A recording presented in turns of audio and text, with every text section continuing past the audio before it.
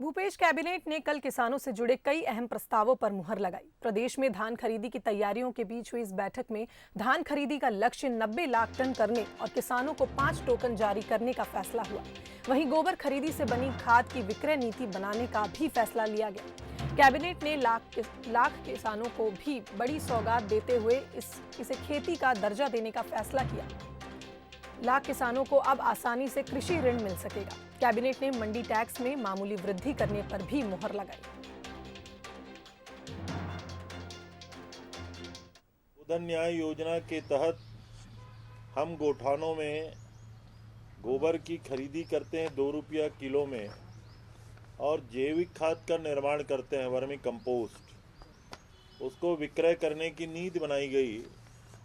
भंडार क्रय नियम या अन्य नियमों से इसको मुक्त किया गया।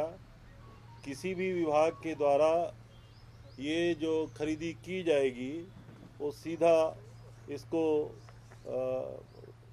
जो वर्मी कंपोस्ट है जैविक खाद उसका जो दर निर्धारण है उसके आधार पे इसको खरीदी कर पाएंगे। पिछले बार जो 84 लाख मीट्रिक टन धान की खरीदी हुई थी, इस बार 90 लाख मीट्रिक टन से भी अधिक धान की खरीदी करने का निर्णय लिया गया है। टोकन देना प्रारंभ हो गया है।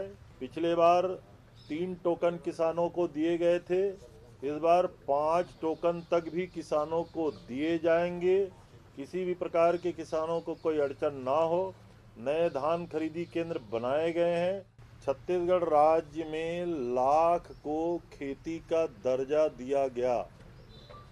लाख उत्पादन से जुड़े हुए किसानों को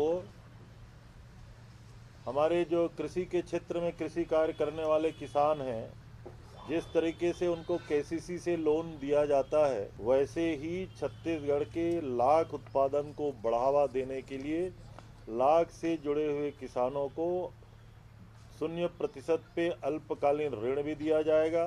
0.50% से 2 रुपया तक प्रति सैकड़ा मंडी टैक्स का जो हम लोगों ने प्रावधान किया हुआ था उसको लगभग 3 रुपये तक करने का और उसी से जुड़ा हुआ किसान कल्याण के लिए शुल्क एक हम लोग उसमें निर्धारित करेंगे जो 2 रुपये प्रति सैकड़ा तक होगा।